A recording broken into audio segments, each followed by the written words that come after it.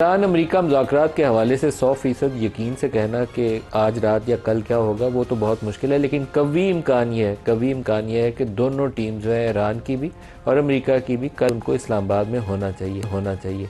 Deadline आज सुबह ख़त्म हो जाएगी, कोई सुबह 4:30 के करीब, 4:50 के करीब। हमारे अभी इंफॉर्मेशन मिनिस्टर ने इसके ऊपर ट्वीट भी किया कि पाकिस्तान बहुत सिंसियरली एफर्ट कर रहा है ईरान को कायल करने के लिए कि वो इस्लामाबाद आ जाए इन मुज़ाकरात से। तो इनकी इस ट्वीट से एक चीज़ बड़ी वाज़ेह है, बड़ी खुल के सामने आ जाती है कि पाकिस्तान ईरान को कायल करने की कोशिश कर रहा है।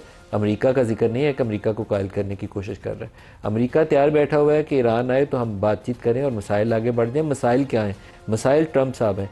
ट्रंप साहब के बयानात जो हैं वो इस वक्त जलती के ऊपर तेल का काम कर रहे हैं। आयतुल्लाह अली ख़ामेनी की शहादत के बाद जो रेवोल्यूशनरी गार्ड्स हैं, पासदारान इंकलाब हैं, they are in a very powerful position, और वहाँ पॉलिटिकल गवर्नमेंट उतनी तगड़ी हैं जितनी पाकिस्तान में तगड़ी हैं। तो पॉलिटिकल गवर्नमेंट के ऊपर जैसे ही दबाव आएगा वो पीछे हटेंगे।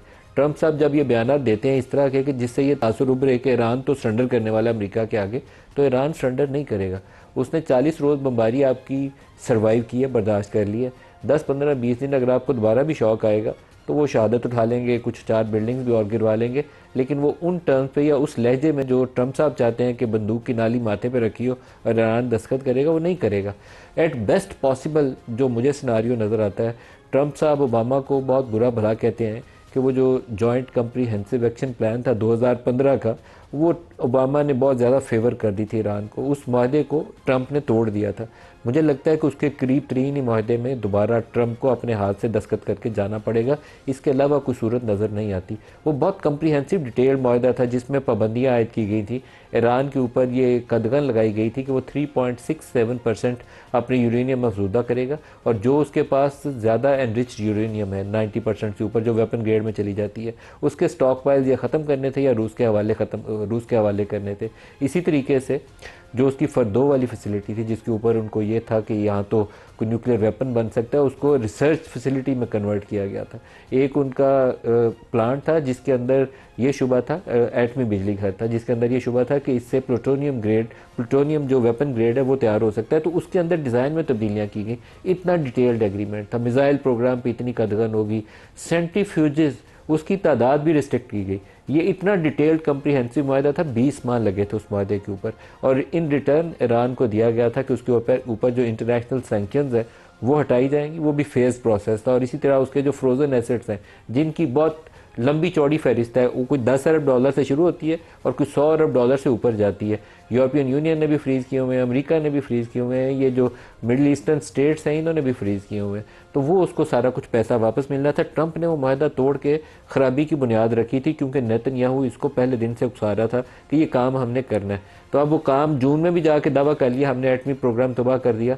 अब भी कह दिया कि 3 दिन में हमने मलियामेट कर दिया, लेकिन 40 रोज़ के बाद भी धमकी यही है कि डील कर लो नहीं तो दोबारा बमबारी करूँगा। एक क्लियरली शोज़ कि अमेरिका को डील की बहुत ज़्यादा अर्जेंसी है, और ज़रूरत ईरान को भी है। ये नहीं है कि ईरान को ज़रूरत नहीं है। ईरान की जो उनके जो इकनॉमिक सिचुएशन है वो बड़ी मुश्किल में है।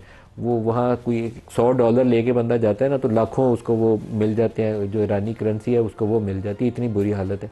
लोगों की जो इकनॉमिक अपॉर्चुनिटीज़ है वो ख़त्म हो चुकी हैं। तो डील दोनों की ज़रूरत है, और दोनों को इस पर आगे बढ़ के रीजनेबल जो अरेंजमेंट है, जो डूएबल है, उसके ऊपर आपस में मामला तय करके आगे बढ़ जाना चाहिए। ट्रंप ने जो शाम में एक इंटरव्यू के अंदर 2 बयान दिए, एक हिस्सा मैं आपको पहले सुनाता हूँ। वो कहते हैं कि जंग बंदी में तोसी नहीं करूँगा।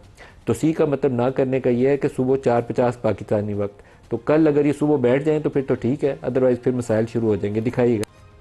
Ceasefires tomorrow. If it looks like things are progressing, will you not necessarily extend it to a definitive amount of time? Well, I don't want to do that. We don't have that much time because by the time both parties get there, as you know. You're saying that you need you would resume bombing Iran. Well, I expect to be bombing because I think that's a better attitude to go in with, but we're ready to go.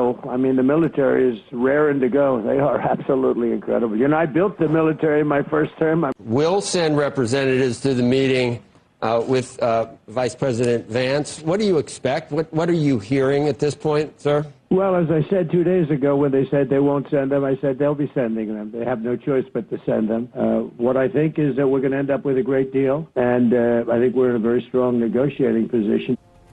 अगर deal हो जाती है America और Iran की और reasonable terms पे, तो वो दोनों के लिए ग्रेट होगी। अमेरिका के लिए भी उसको फेस सेविंग मिल जाएगी और ईरान के लिए भी कि उसकी इकोनॉमिक रिवाइवल और रिकंस्ट्रक्शन का प्रोसेस शुरू हो सकता है। अमेरिका के लिए इस वक्त एक और भी अलमिया है और वो अपने इसी इंटरव्यू में आगे जाकर उसका तस्करा करते हैं। इस वक्त जितनी ऑयल ट्रेड है वो डॉलर डिनोमिनेटेड है, जितनी दुनिया की तजारत है वो डॉलर डिनोमिनेटेड है। रिजर्व करेंसी के तौर पर एक डॉलर की पोजीशन जो है ये अमेरिका की दुनिया सारी में हाकमियत का एक सबब है। डॉलर जो है उसकी बुनियाद के ऊपर वो पूरी दुनिया को डिक्टेट करते हैं। और अभी ब्रिक्स वाले कंट्रीज़ ने, ब्राज़ील, रशिया, इंडिया, चाइना, जब उन्होंने रिसेंटली कहा कि हम लोकल करेंसीज में ट्रेड करेंगे, तो ट्रंप को उसको वो एक्ट ऑफ वॉर नज़र आता था, वो धमकी देते थे। लेकिन अब सिचुएशन ये है कि उसका सबसे जो करीबी इत्तेहादी है यूएई, वो उसको कह रहा है कि मेरे पास डॉलर कम है, तो या तो मेरे साथ कोई करेंसी स्वाप कर लो या कुछ मुझे चाइना के साथ चाइनीज़ करेंसी में डील करने की इजाज़त दे दो। इस वक्त पूरी दुनिया जो अपनी, यूरोप पूरा जो है वो अपनी जो सेविंग्स हैं वो यूएस ट्रेजरीज में जाके इन्वेस्ट करता है। चाइना अपनी सेविंग्स जाके यूएस ट्रेजरीज में इन्वेस्ट करता है। लेकिन अब गोल्ड का राइज हो रहा है, गोल्ड ऊपर जा रहा है, डॉलर डिक्लाइन में है और यूएस ट्रेजरी से पैसा निकलना है। ये एक ट्रबलिंग सिचुएशन है जो अमेरिका के लिए खतरे की घंटी है। पता नहीं ट्रंप साहब को जितनी जल्दी ये बात समझ आ जाए उतना अच्छा है। सुनिए वो क्या कहते हैं इसके सवाल के ऊपर।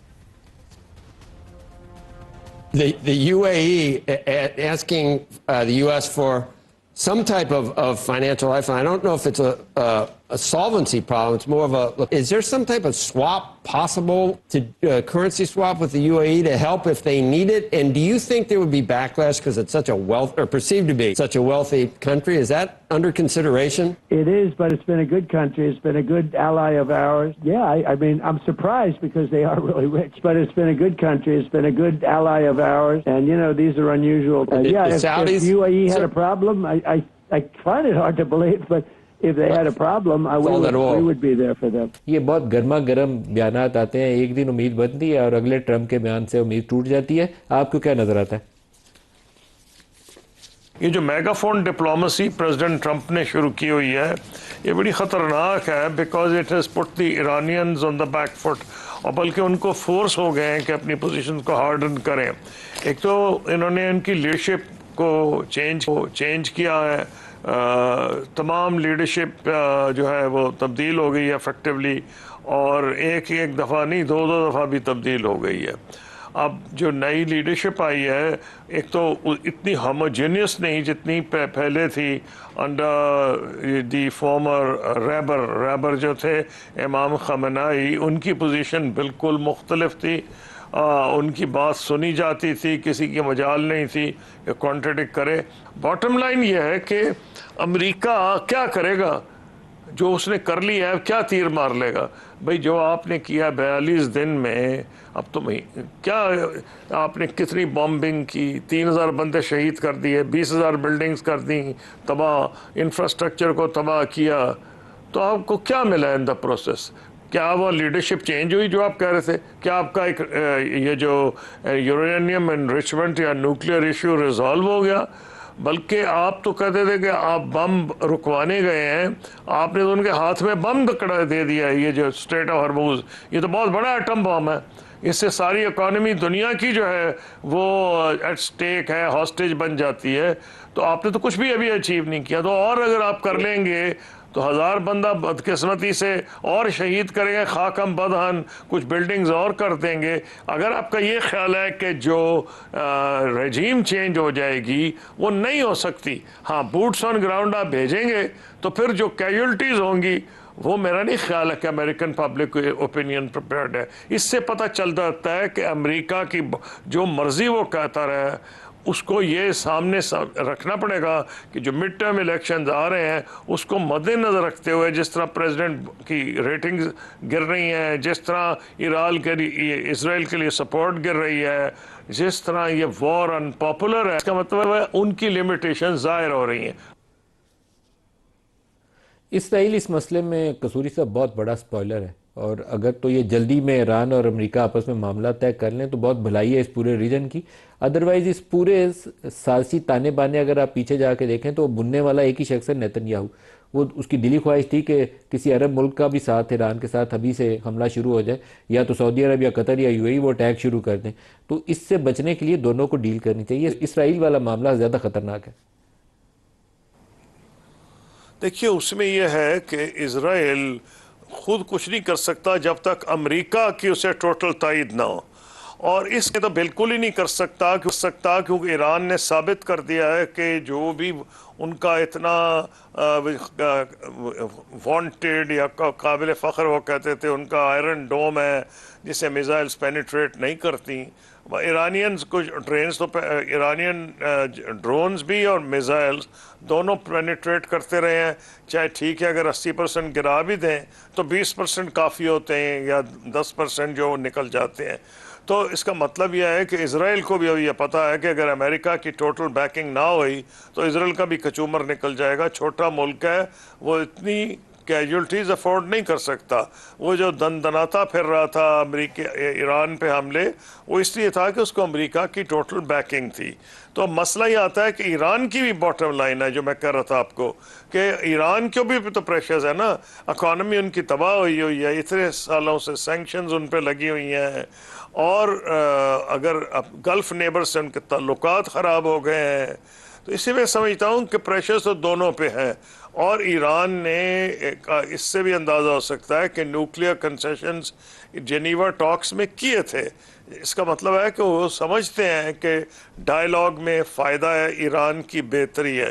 तो जब दोनों को एक अंदाज़ा है तो सिर्फ इस बुनियाद पर कि वन अपमैनशिप में बंदे मज़ीद मरवा दें, मज़ीद तबाही करा लें, ये और बात है। लेकिन there are grave strong compulsions for both to talk to each other, which makes me feel कि शायद ये टॉक्स होंगी hopefully sooner rather than later, क्योंकि डैमेज काफ़ी हो चुका होगा उस तक।